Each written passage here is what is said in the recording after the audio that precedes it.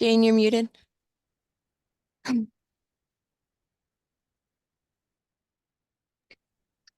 Thanks. I didn't want to create background noise while all that was going on. I'm delighted to welcome Margaret Kellermann today. As someone who has worked with and served homeless individuals for most of her adult life, she sensed a strong need of mostly unhoused people in Humboldt for simple essentials. She works one-on-one, talking with people about their short-term goals and giving them tote bags of essentials, items that they tell her they need for the day. Kellermann is author of Annie, California Book 1, which follows the journey of a fictional 10-year-old Eureka girl whose family finds itself suddenly homeless.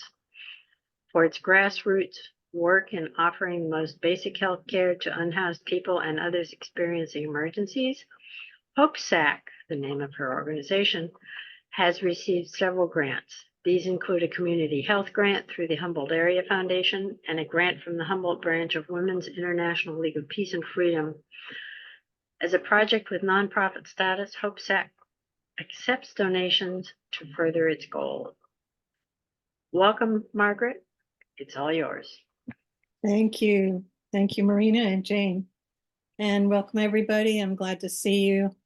And it's going to be more fun than you think to talk about the unhoused and what can be done. So it's, I'm not going to try to make it funny or more entertaining than it is, but don't think that it's going to be a downer. I've worked on this presentation and given it several times to groups, and I just want people to feel light when they're talking about these difficult subjects so that they don't go down a spiral into a rabbit hole, because that can sort of create paralysis, and we want the opposite of paralysis. We want action. And that's why I came up with the title, which is Simple Activism. And I'm going to talk with you for about half an hour about simple activism and HopeSac. That will be part 1. And part 2 will be your story. So you didn't know that you were going to be part of this presentation, but you are. I'm going to just tell you that as a writer and artist for most of my life, really, since I was about 9, I never thought that I would be director of a project that had nonprofit status that was helping locals in need. But here I am.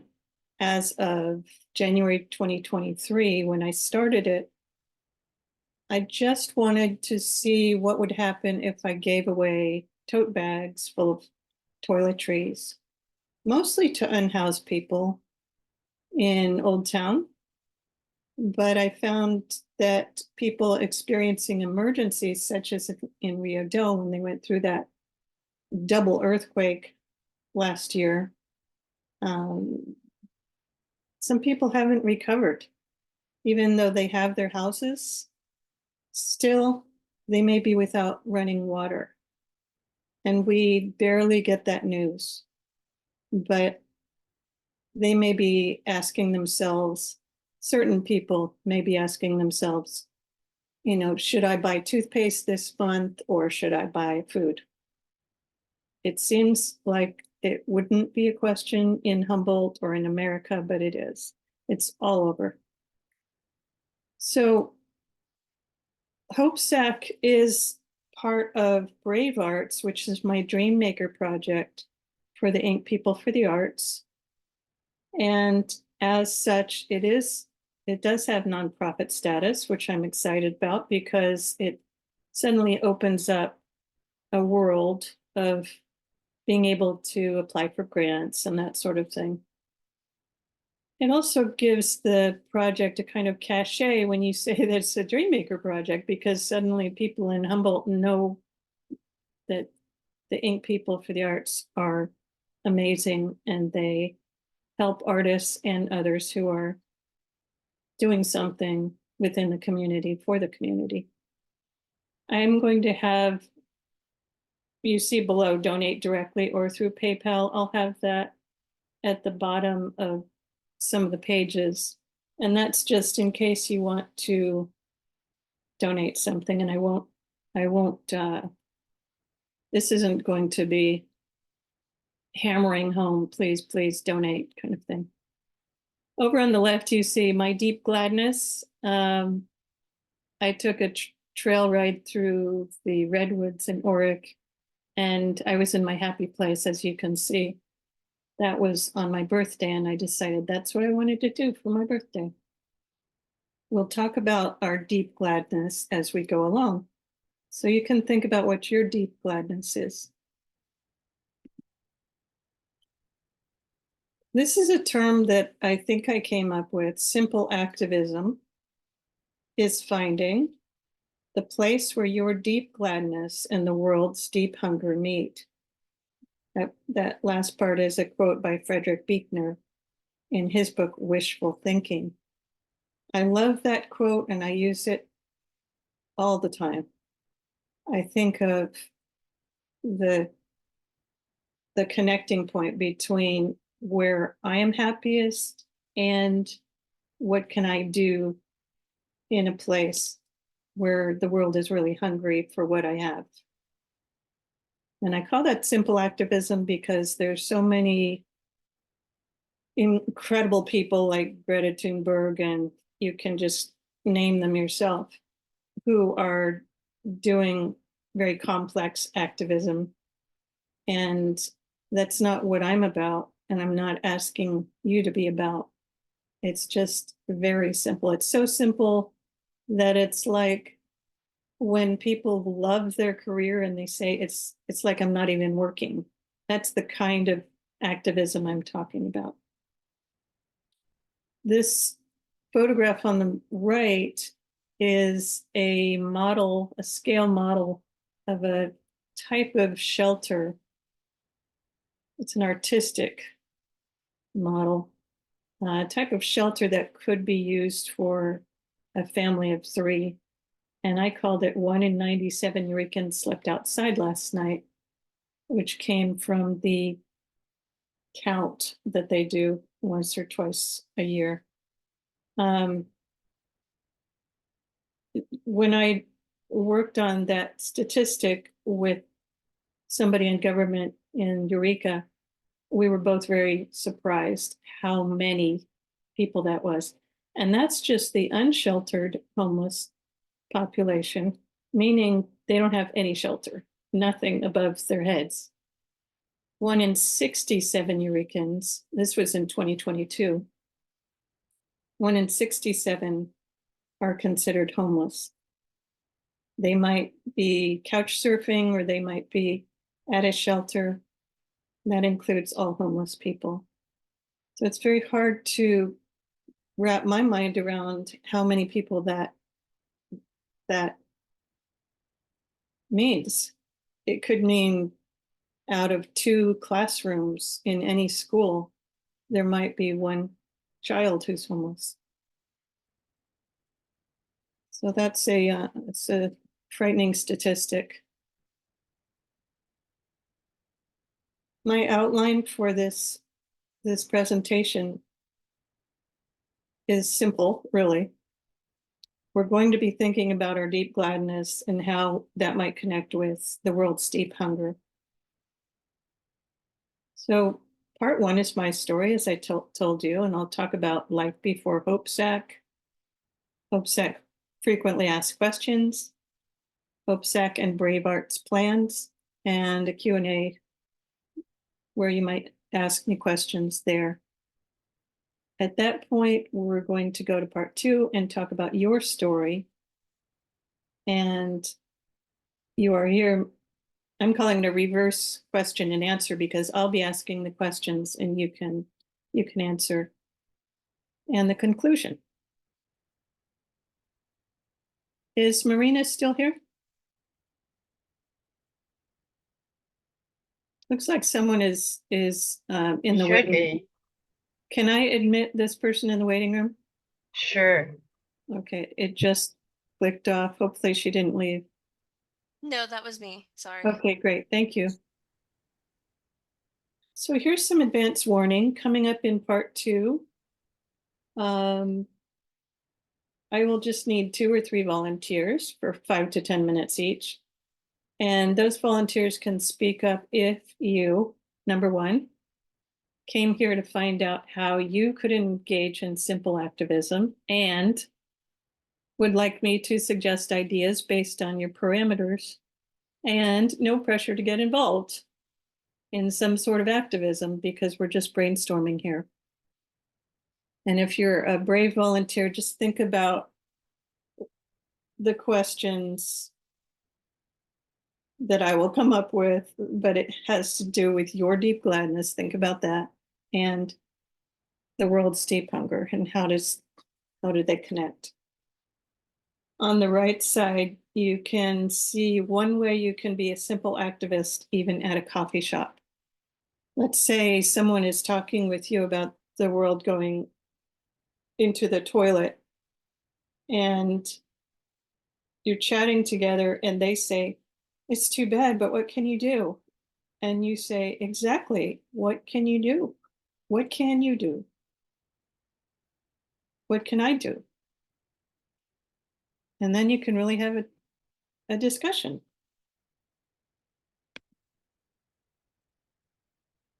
This is my life before Hope's Act.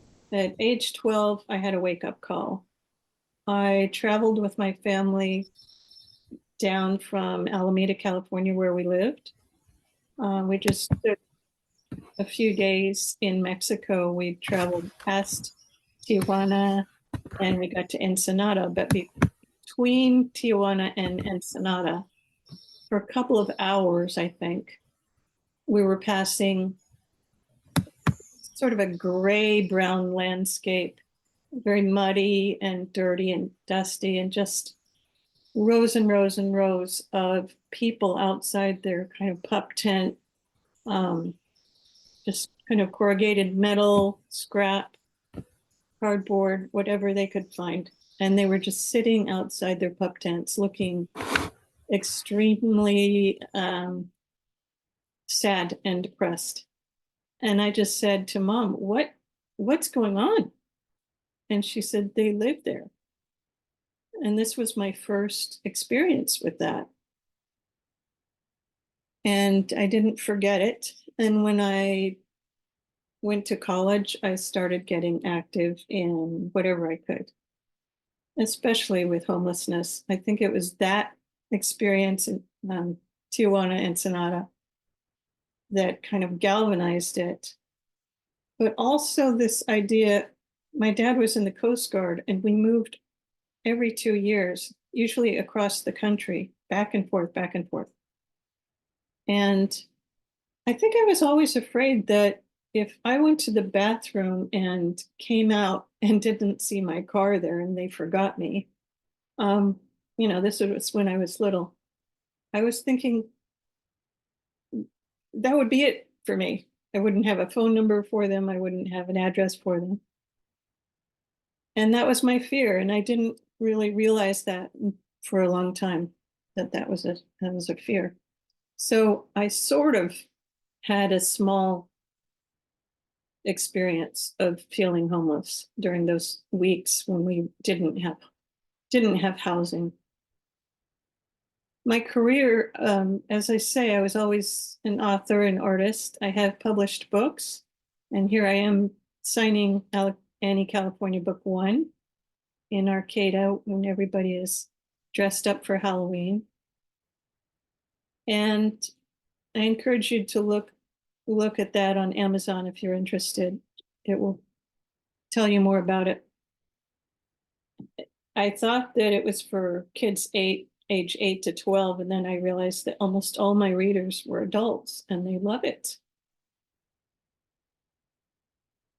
So I have also enjoyed being a workshop leader in the arts through the years. I would say coming up 40 years now. It could be a poetry reading, teaching kids poetry.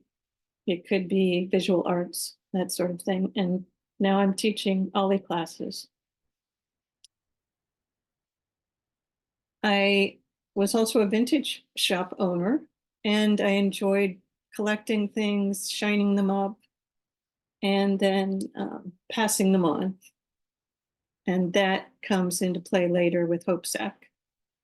I have been a volunteer with the homeless, soup kitchens and that sort of thing, helping build houses in Tijuana with my kids. And at the same time, I had no expertise in solo projects and social justice, and no expertise in the nonprofit world. I say that because maybe some people think that you have to have all this experience before you jump into a project like social activism. I say jump in, volunteer, see whether it fits, see whether you can do your own project or work with an organization that's already working. There are lots of choices. Here's my favorite frequently asked questions. What is Brave Arts? Brave Arts, again, is the Dreammaker project, and it's sort of the overarching project for HopeSac, which is, I would call a sub-project of that.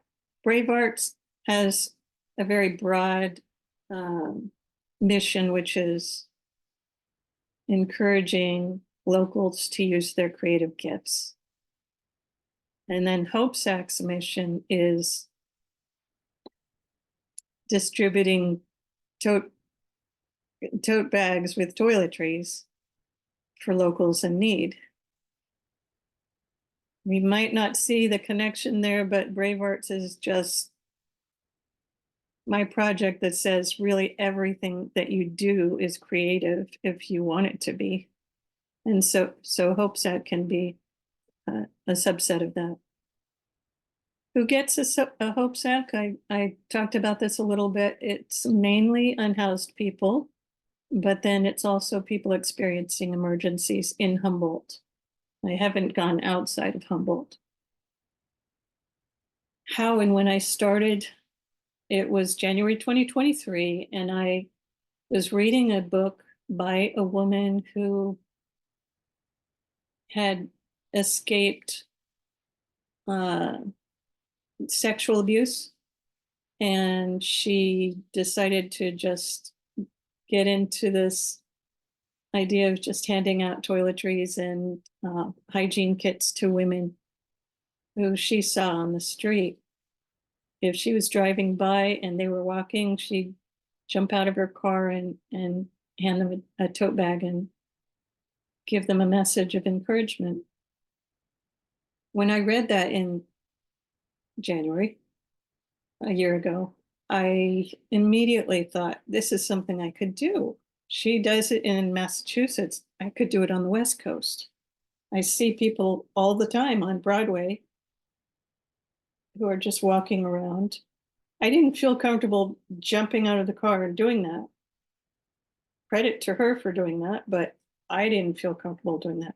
I went to St. Vincent, and they, as you know, they have a daily lunch for anybody who wants it. And so I decided to come once a week and set up a pop-up shop. I call it just a free pop-up shop of toiletries, socks, hygiene kits for women, and sometimes clothes. And it worked. At first, I gave away one HopeSac, and then the next week, actually 2, and then 4. And it was funny how it just grew exponentially like that. I wasn't trying to do that, but it just happened. So this past month, I believe for the month, it might have been about 100 that I gave away. And for the 14 months, it's been just over 700.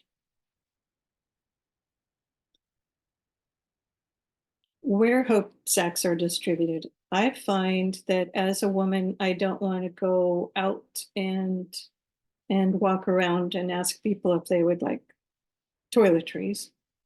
By myself. I have done that with one other person once, and it didn't work as well as I thought it might, because it seems like a very invasive thing to me. Do you want toiletries? Do you want shampoo and soap? So instead, when people are coming to resource centers, it works better because they're already in a place where they're saying, I need help. Can you help me? So I have been to 4 resource centers so far in the county and distributed from there, and it's worked very well. As I say, 700 plus hope sacks already, and I'm hoping for about 1,000 by July. Why I do it? Because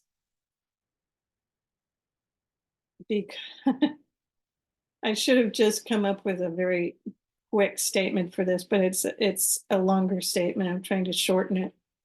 Why I do it, I just feel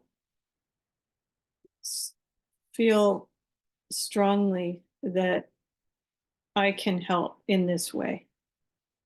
It's a tiny drop in the ocean, but it's a drop in the ocean. And how my kids and grandkids got started. I told you that I brought my kids to Tijuana to help build a house, and it was like they were getting dropped in the deep end.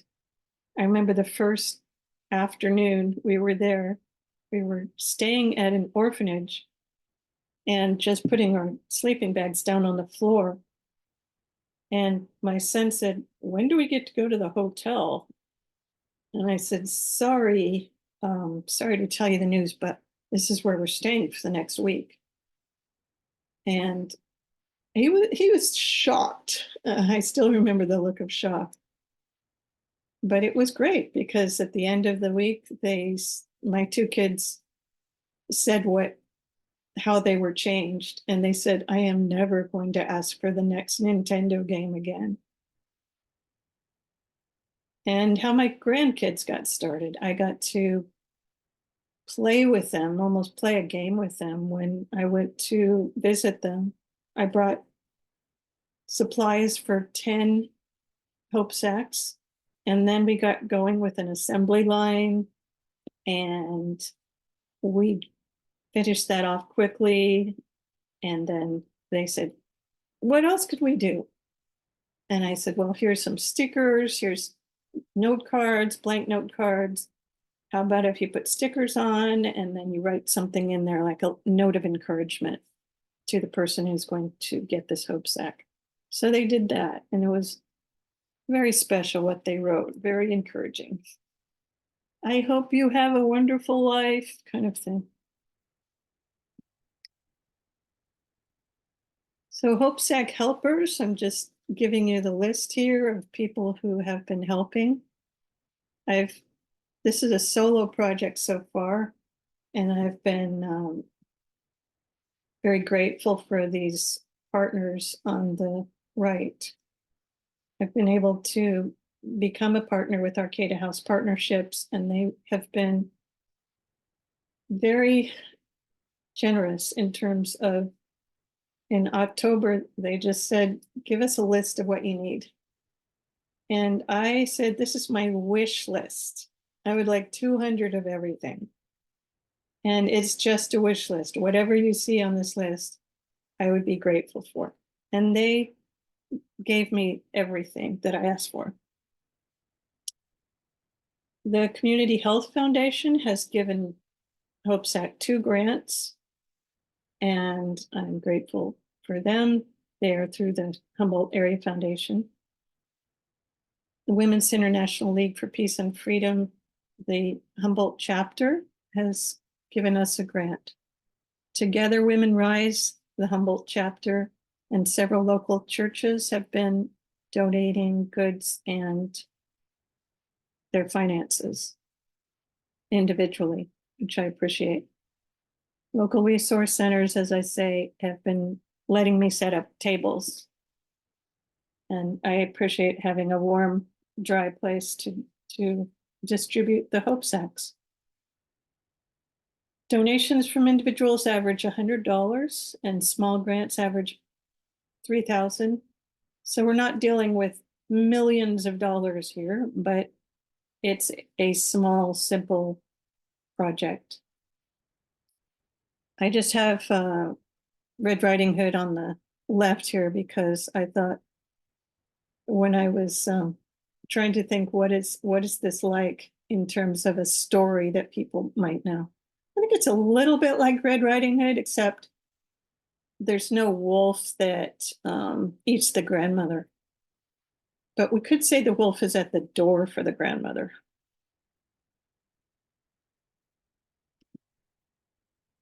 My plans for Hope Sack and Brave Arts.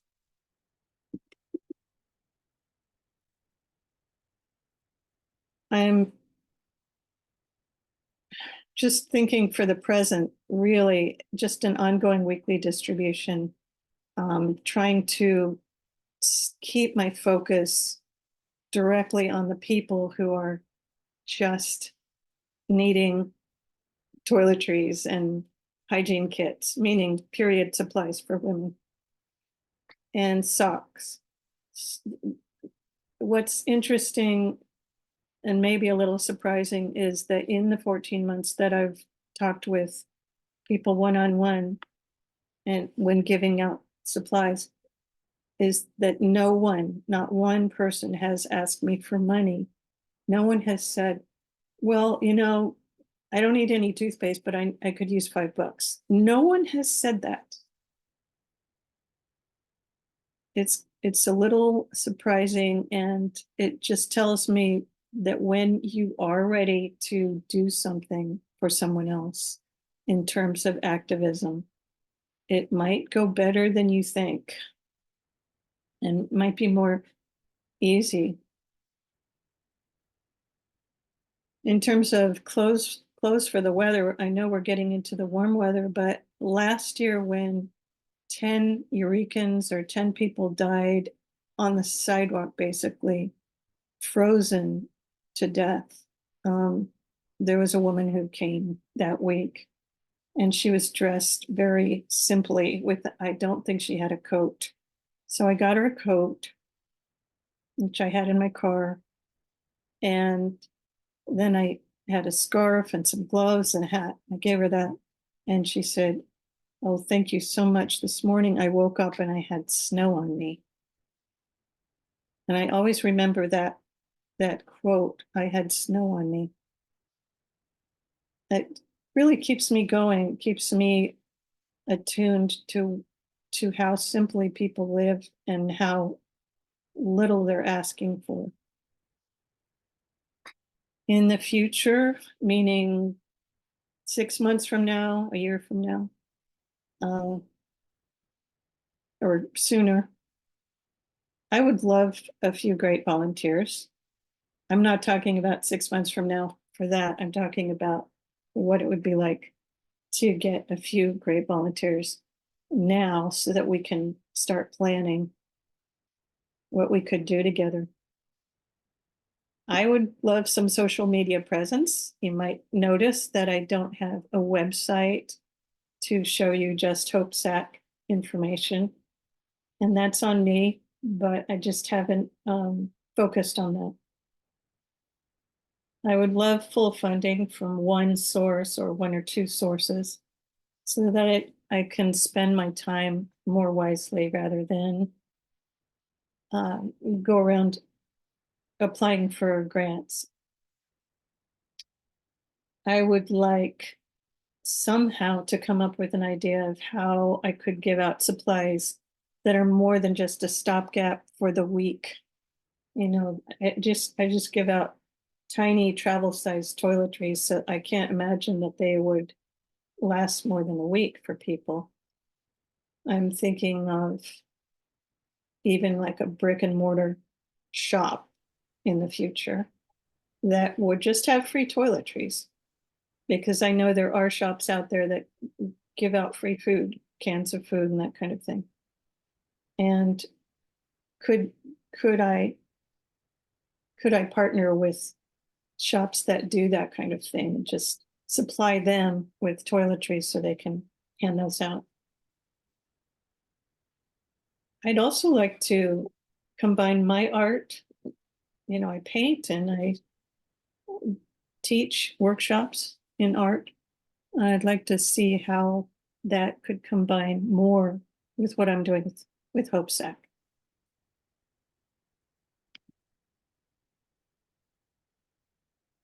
All right, I am going to say that's the end of part 1. That's my dog on the right. This is Trinidad State Beach. Does anyone have questions about what I've already talked about? Yeah. Hello. Hello, Can you hear me? I can. Okay, I turned it down for my cat. She doesn't like to share me. While you were talking, I was wondering if you have partnered with or talked to Betty Chin about, she has a day center at I think it's 6th and C. I have talked with her and visited there, and it looks like she's already doing something similar. So yeah, I think it's wonderful every time I see people doing the same thing, because I figured the overflow as far as your brick and mortar thought. Just, yeah, that was the first thing that came to mind for me. I've been yes, listening to her book, The Gray Bird Sings, and tomorrow night is her last. It's at the Christ Church, and they're having bread and soup, and then Betty and the author are speaking. yeah, It's from 5:30 to 7. It's been yeah, that's great. amazing. Yeah. Thank you. Anyone else? I think it's interesting to look at what they're doing with Cal Poly, the Home Away from Home program, where they collect toiletries and people can drop them off at City Hall. And basically, they put them out on a table. I think they have the Home Away from Home event at least twice a year for Cal Poly students. And they invite them, and they invite the community to bring in food.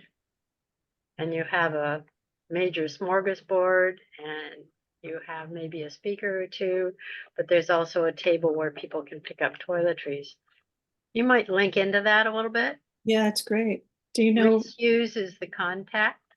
Okay. I think it's Reese. Wait a minute. I think that's the wrong person. I'll have to get it for you. Okay, thank you. I think there are many vehicles through which you can work. Obviously, churches, obviously, other nonprofit organizations, Rotary. Right. You might approach some of those groups and see if they can offer either venues or more permanent funding. Okay. You might deal with places like the co-op Right. and see if they'd be interested in setting up something permanent, In terms or of at what? least in terms of having a location where people could come and pick up things. Oh, right. Yeah. Many of the things you're getting are samples, so you could contact the producers. In other words, the manufacturers of these Mhm. samples that give them to hotels and motels all over the United States and Right. abroad, and see if they donate samples to you Okay. as part of their marketing programs. Mm-hmm. I mean, Arcata House Partnership is fantastic, but you could go to the mission.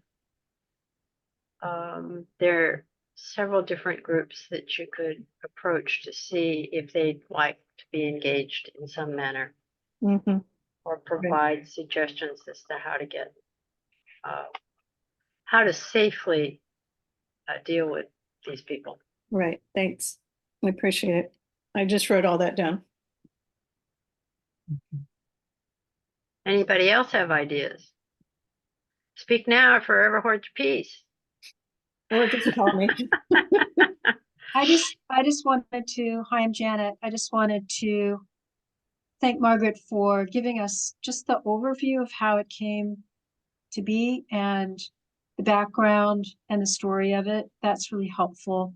And also to see people talk about grassroots movements, but to see how one person can begin with an idea and work on it. So just appreciative of all the work one person with help, and grants and all that, but what you've been doing. So thank you. Janet.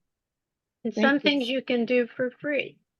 Many Yeah. things you can do without grants. You can teach OLLI courses. That's right. Okay, you can set up interest groups on various topics through OLLI. And if you teach, you can actually donate. You normally, when you teach, get half the income from the students, but you can donate that half to OLLI to promote it. People like Tracy Barnes Priestley, who are, I mean, this is her project that she has set up to have a weekly discussion to keep people in touch with each other and console each other during COVID. And that is a form for her of activism, along with writing columns. There are many, many, many forms of activism, including writing letters to the editor, participating in any number of nonprofit organizations. I basically put together the Brown Bag Lunch program as part of my activism, because I get to pick the topics. And I want to encourage people to become aware of what's going on in the community that would affect them. And so this is an opportunity to allow people like Margaret to come forth and tell you about this form of activism. Mandy, you have a question? Yes, I'd like to hear more about the art that you have used and what your thoughts of my mom has Alzheimer's, and I toggled between here and Salem, Oregon for pretty much decades quarterly, but while I was up there, I learned about a class called Memories in the Making, and I was an assistant to a class that kind of was like a little like 6 clients giving a break to their caregivers, Yeah, and doing some little tiny watercolors, yeah, and then having an art show with the taping it with the painter's tape up on the wall. And at any rate, and I graduated from HSU in 07 with an art degree, but I've been lately diagnosed with ADHD just 3 years ago and being remotely medicated for it, but without a counselor right now. And I'm a chaotic mess, but I have had to move everything out of my parents' house into my 2-bedroom apartment in order to get my brother to get on board. Dad yeah. died before the pandemic, and a month after mom was diagnosed with Alzheimer's, and he didn't know it was real, but she's now, it's okay, and I can still FaceTime with her. But I'd be happy to be involved in helping you. I do volunteer stuff, but I'm chaotic, and I need to be prepared for a housing authority home inspection in a couple of months. And I have art supplies, and I have toiletry.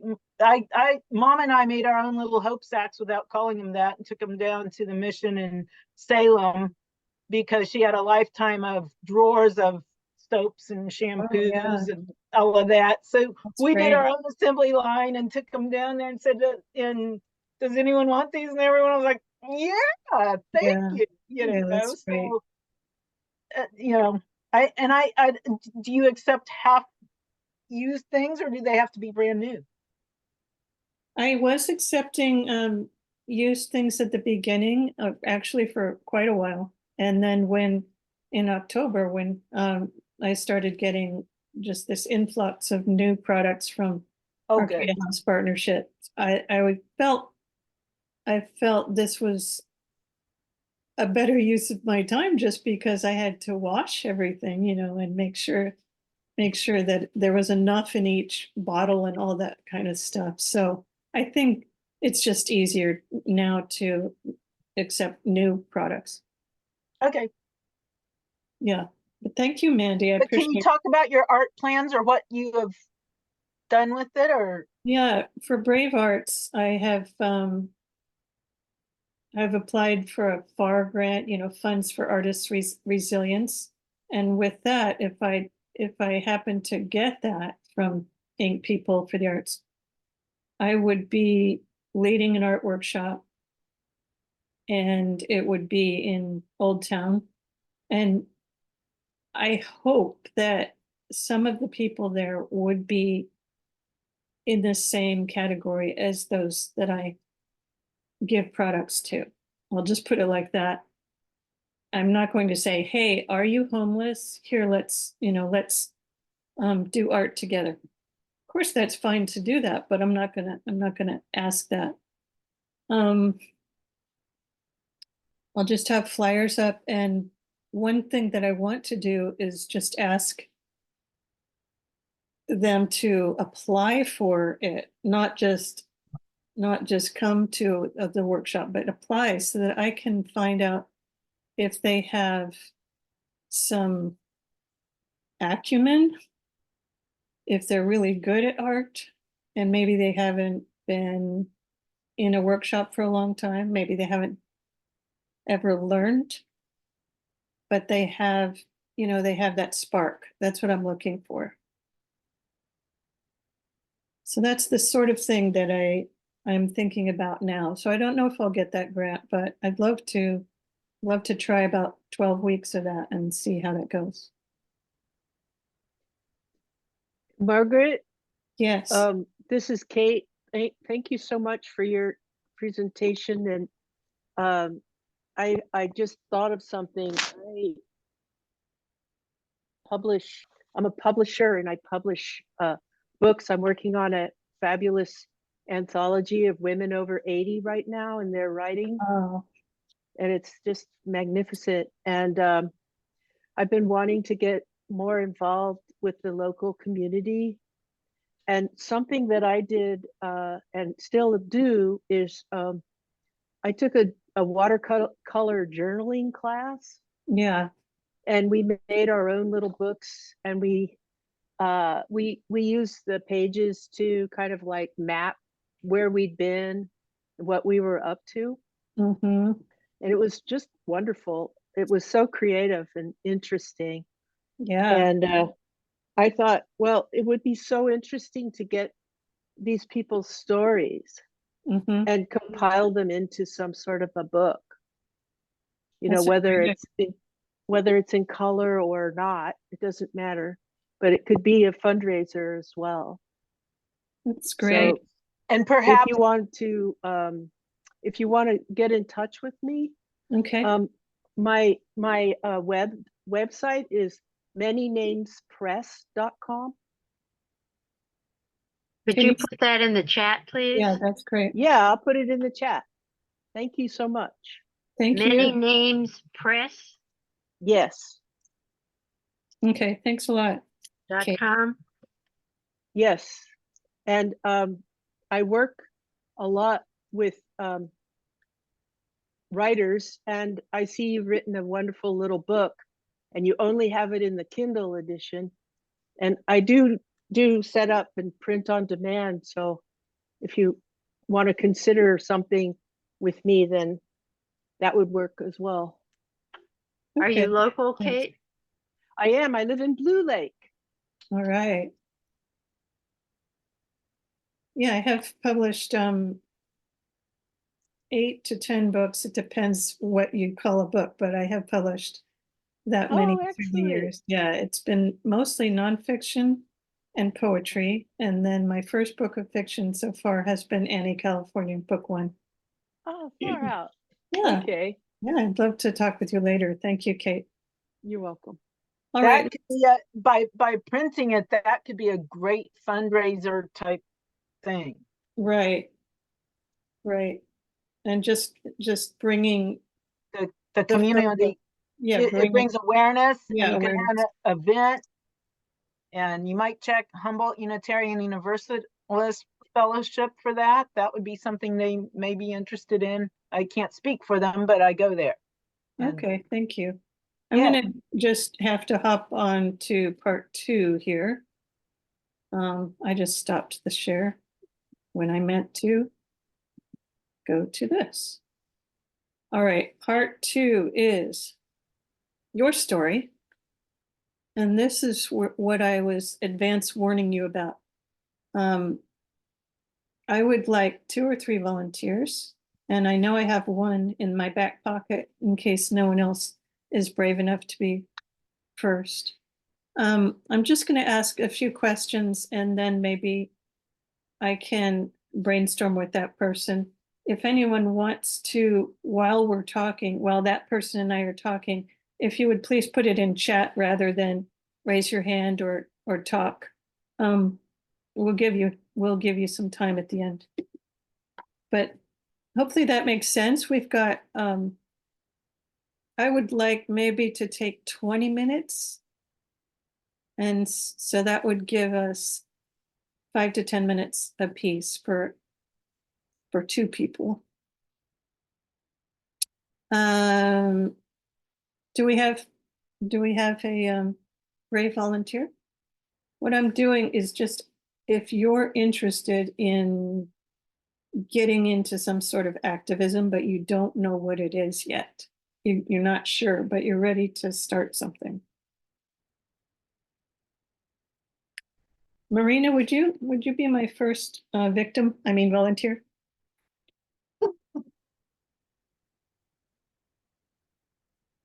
Marina, are you there? She's working as well as doing all this. Janina is raised her hand. All right, great. Thank you. I'll be a 2-minute contributor. All right, 2 minutes. A lot of us may not have time to volunteer. I'm an OLLI volunteer and a breast health. Janina, can you talk louder, please? I'm an OLLI volunteer and a BGHP volunteer. And can you hear me now? No, Not it's very a well. little bit muffled, Janina, but it's loud enough, but it's a little bit muffled, and I'm not sure if something's How covered. about this? That's Yeah, better. That's That's great. okay. I have this variety of sound. Right. Some of us are not free enough in our lives to be able to physically be here now, be there now. Right. We can be here now. One of the things is I do volunteer for several organizations and I'm up to my neck, but I recently decided that, like many of us, we donate to various organizations. And I decided recently, in my young age of 78, I'm bringing the money back home. And I think that if nothing else, we can support the Ink people, we can support you, we can support several organizations right here in town that are doing fantastic jobs. So I would just like to suggest that you go through, if you're lucky enough to be able to support organizations, you go through them and decide that Humboldt County needs us now, rather than maybe some of the nationwide organizations that you might have supported since the 70s. So that's just my little bit. Thank you, Janina. I appreciate that. I don't know if I said it out loud, but I was going to point people toward local organizations and just say, we need you, just like you said, we need you so much. Thank you. Janina, I think that's a wonderful concept, and it's not just bring your money home in terms of donations, but bring your money home in terms of your activism. Yes. Shopping, shop locally. I mean, there's the big shop local, because your dollars stay local when you shop local. The money goes to local shop owners. It gets circulated locally multiple times instead of going outside the Mhm. area. Right. Okay, is Marina here in the presentation? Not officially. Okay, she may have had to leave. She was going to be my victim. But Janet, I'm not going to call on anybody else, but I do know Janet, a good friend. Thank you for being here. Could you be my victim? Okay. That sounds like yes. Let's just say that you're not as busy as you truly are, and you are looking for something to do. And I know you don't live locally, but you live up in Seattle area. I'm telling everybody else this. Could you tell us what your deep gladness is? What do you have in your hand? What do you have right now that you love to do? Well, you know me, I love writing stories. Novels particularly, but writing and sometimes teaching writing. But those are deep loves for me. Great. And that's been going on a long time? Mhm. Yes. Janet is the author of many books, and she had my favorite book of hers translated into Japanese, and then it became a feature film in Japan. It's just a great story there. So Janet, what kind of news story deeply affects you? What is the world's deep hunger to you? So many right now, but I could harken back to, I did write a book about a homeless family, but it was quite a while ago now. But I'm also very concerned about the environment, so I am writing a story now that's specific to the birds that are dying out and climate change, that kind of thing, but it's in a fairy tale form. And I do know that when and if the story comes out, I will choose some kind of organization to donate to directly to help the reader awareness. But as far as like feet on the ground, that's something I need to kind of brainstorm. What would be the feet on the ground thing that I would do versus connecting readers with places to donate, that kind of thing. Okay. So I'm open to ideas. Yeah. Okay, great. Well, that just brings us right to number 3. Let's combine the first 2 questions, which equals simple activism, as I've said. You, in number 1, you said you love writing stories. And number 2, the world's deep hunger to you means the environment is going down the toilet, Mhm. or, clean air, clean water. And in the story that you're writing, you've told me that the birds are dying, right? Right. And to me, that's like, no, no, no, the birds can't die. It's just so powerful. Mhm. And so for number 3, I believe you already are doing that. You're saying that you're writing, you love writing stories and you care about the environment. So you're writing a book, a fairy tale about the environment, and you want to give back when it's published to organizations that will help the environment. I Mhm. wonder if you might think about finding not just a local, we've been saying, please shop local and do things local, but if you found maybe a national one, if you have a national audience, or an international, if you have an international audience, something that each person who's reading it could say, that for me is an important organization. Mhm. And to say, maybe there's a a bird organization that is also very concerned that birds are dying, Mhm, or that, you know, too many house cats are killing the birds. mhm. And what would you say your age of readership is? For this particular book, it's 8 to 12. You know, I've written a lot for a lot older readers, but this is really, you know, younger readers. So to have something feet on the ground for them to do would be awesome, even if it's just noticing the birds,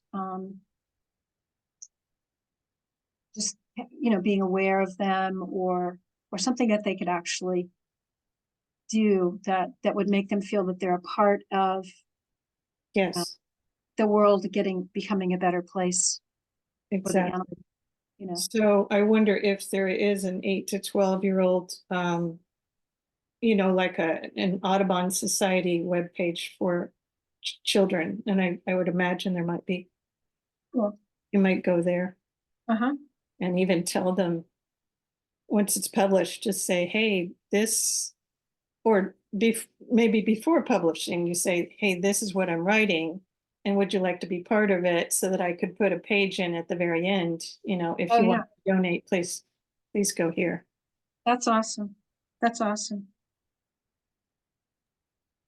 Yeah, thanks for doing that, Janet. And thanks for brainstorming with me. Thanks for making it easy, Margaret. I was I a little think it would scared be- when I volunteered. Yeah, I think it'd be very useful for people not just to write about the problem, but to write about inspirational stories of people who are making a huge difference and yes, how they've done it. And I think of David Attenborough.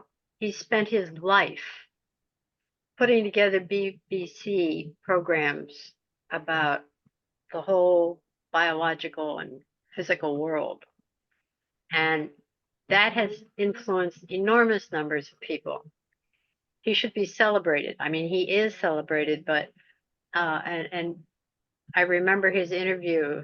They did a biography of, well, a story about him in film, and he was meeting with Greta Thunberg. She's written a book, which is a very short, easily readable book.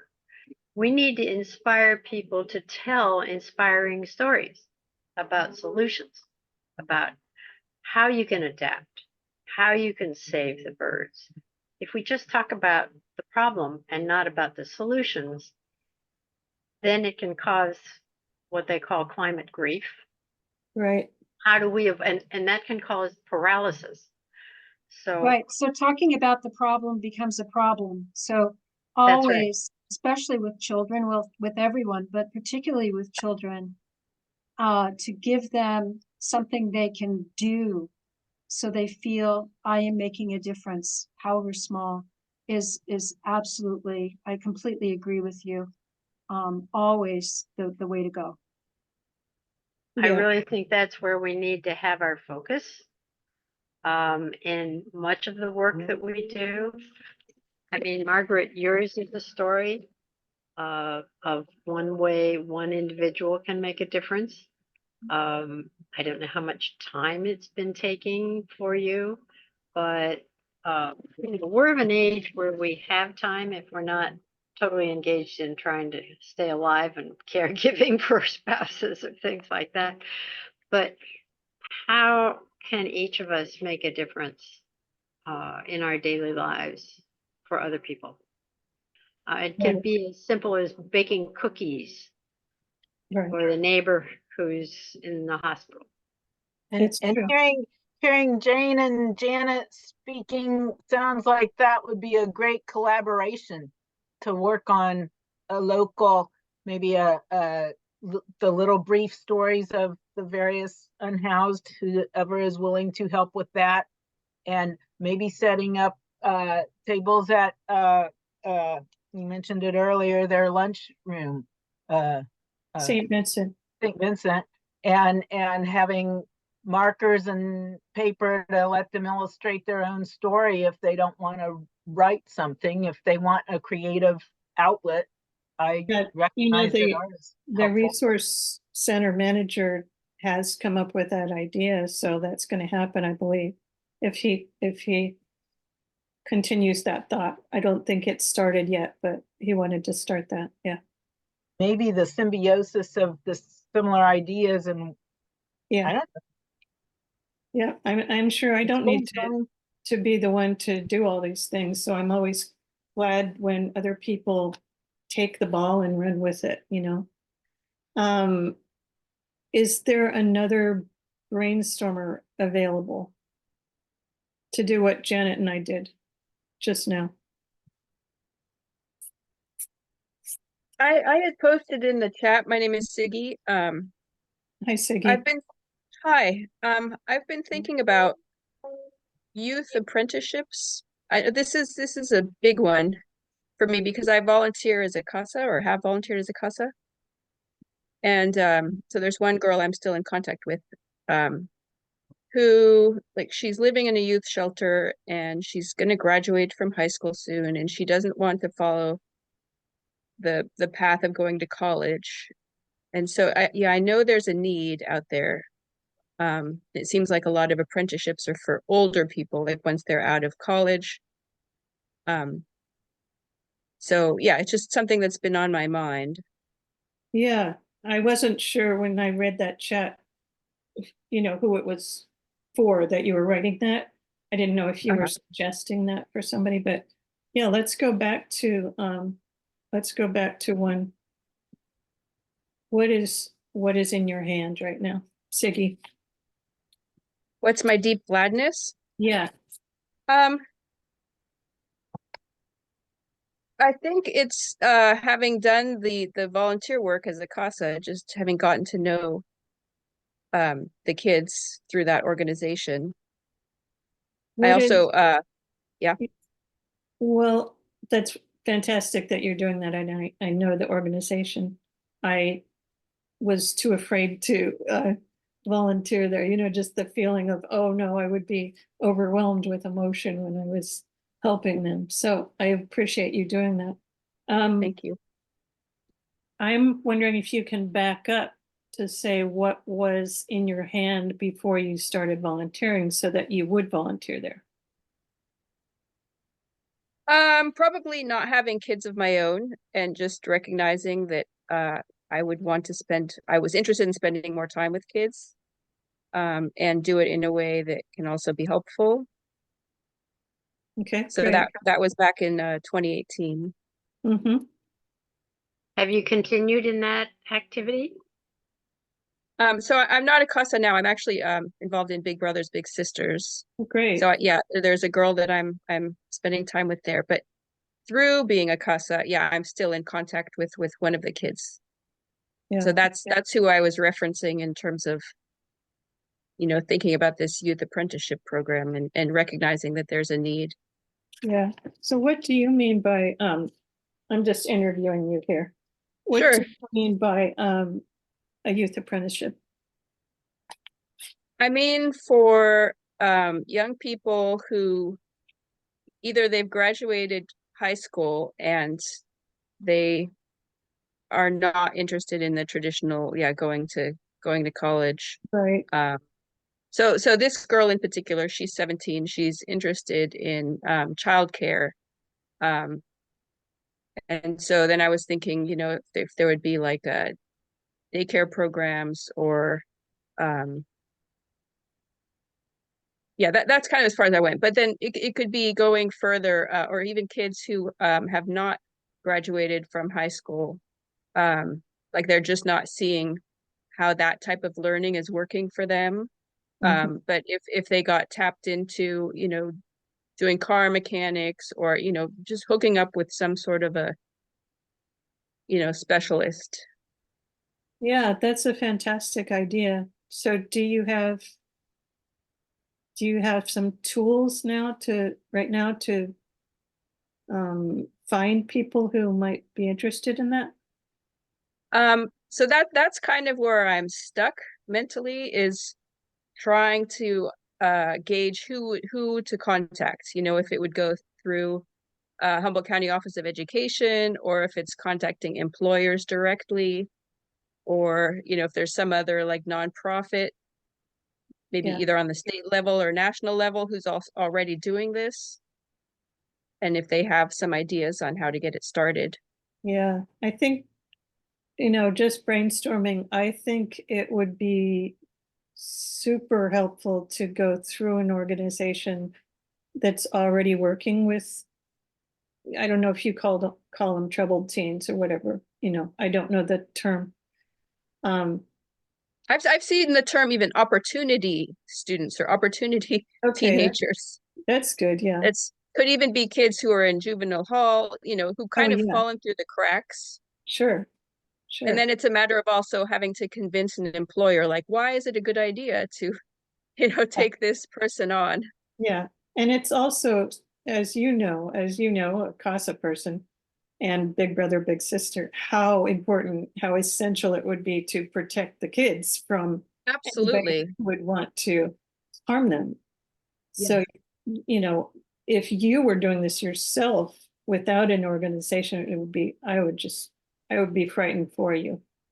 So going through an organization that's already helping these kids seems like one way to go, and to possibly go through the Humboldt, what did you call it? Humboldt County Department of Education? I Is that think what it's the you call Office of Education, like the umbrella organization that. Yeah, possibly go there. I don't know how, you know, it'd be interesting to find even Ink People for the Arts. Interestingly, they have some Dreammaker projects with, you know, working with kids like this. That might Okay. be a great one, might be a great one. Because I'm trying to think how creatively minded, you know, a government organization might be or not. Right. So thank you for that. I really, I would say go for it. Sure. I've Yeah, just thank you for your advice. Sure. I've just been asked to teach a poetry workshop at Juvenile Hall, and that's going to be the first weekend of April. So if you want to give me your information, or if you want to call me, you know, we might be able to talk about That sounds great. Yeah, I'll put my details in the chat. Great. Thank you, Siggy. Yeah, thank you. I think this is a great place to stop unless people have questions. I'd like to, you know, if you do have questions, I'd like to focus just on something broad in terms of Brave Arts, HopeSac, or what we've discussed, rather than more possibilities, you know, more, hey, you know what you could do is kind of thing. We have done that, and I really appreciate it. I am up to 40.5 hours of working on HopeSac, so I'm not looking for more things that I could do, but I do appreciate other people. I'm talking to everybody right now. I do appreciate that everyone came today and that you're, you know, excited about opportunities, and that you came to listen to this. Well, thank you very much for giving this presentation. We all need to think about things we can do and how actually easy it is to get engaged if you decide you want to and you have a drive to do that. And we all hope you do, because there's a lot that needs to be done and lots of possibilities. So I want to thank you, Margaret, for giving this talk, and want to let everybody know that next week we're going to have Lori Dengler talking about the Great Alaska Earthquake and the tsunami emergency preparedness. What we need to do, they are publishing a new Shaky Earth publication, updating it based on the experiences we've had of late. So I hope to look forward to seeing you there.